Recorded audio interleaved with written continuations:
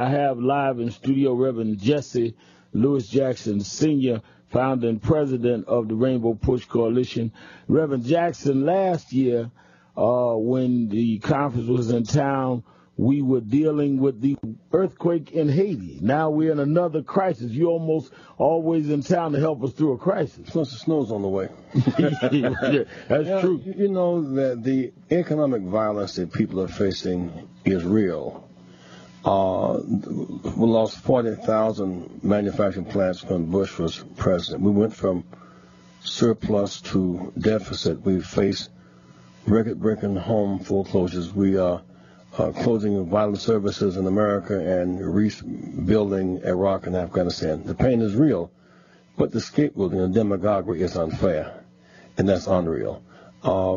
When you say, I remember the two people hated more than Dr. King and Dr. Abernathy was the Kennedy brothers, because they, the liberals, took over the Southern heritage and legacy. The Kennedys, and if it weren't for them, we wouldn't have all these blacks doing these things. They killed them. They set the climate for them to be killed.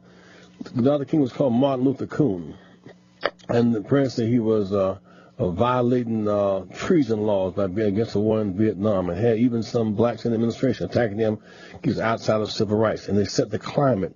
And I remember him saying one night in a speech in Cleveland, he said, "Now when whites blew my home up in Montgomery and threatened to kill my family, I said, don't pick up your guns, be nonviolent. And you said I was a great guy. And when they bombed churches, I said, don't retaliate, don't bomb white churches, I was a good guy." He said, I'm the same guy. I didn't believe in violence against blacks, whites against blacks, blacks against whites. I don't believe us against Vietnam. I don't think we should be violent. And then he was considered to be an act of treason. Well, he was killed. The climate was set. He died a very unpopular man. He became popular the day after he got shot. Mm-hmm.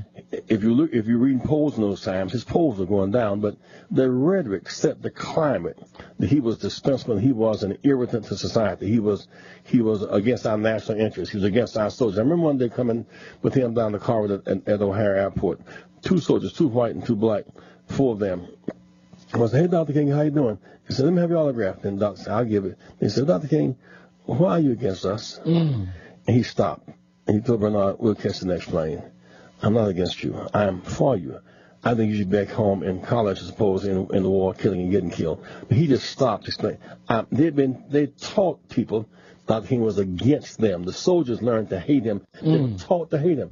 So when you say the president was not born here, he doesn't serve our God. He's a Muslim, which is a pejorative way of using the term Muslim. He was not born here. The health bill is a death. He's trying to kill seniors. You set the climate. Now, he is protected more or less, but the fallout from that, that's just what we saw this weekend as the logical conclusion.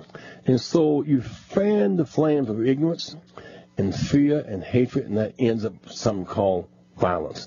And I hope that those in Washington today who have been engaged in justifying calling the president a liar, those who engage in using it as a truth, they're really saying something else, but using coded language. I hope that the code language will get decoded and just stop. I must say, I've heard an unusual way about Gabrielle. Many of us knew Gabrielle in the first place.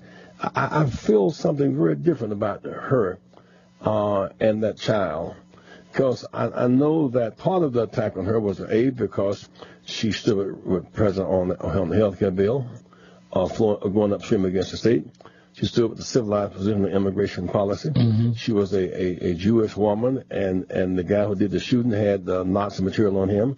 I mean, there was stuff about this killing that says all of us who speak out publicly must face a certain reality check here. And even she said that target,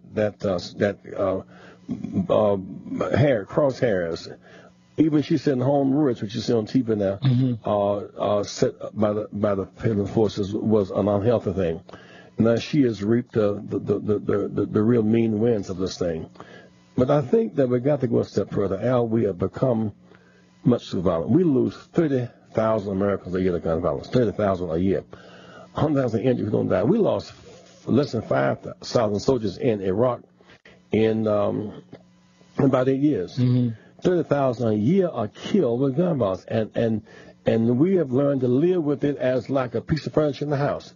We must decide that being nonviolent don't mean that you're weak, don't mean you're a chump. I mean, nonviolence, using your mind takes more strength than using a missile. And I think that's part of what the culture has done, is glorified the violent, the gangster, the thug, rather than the thinker and the creative person.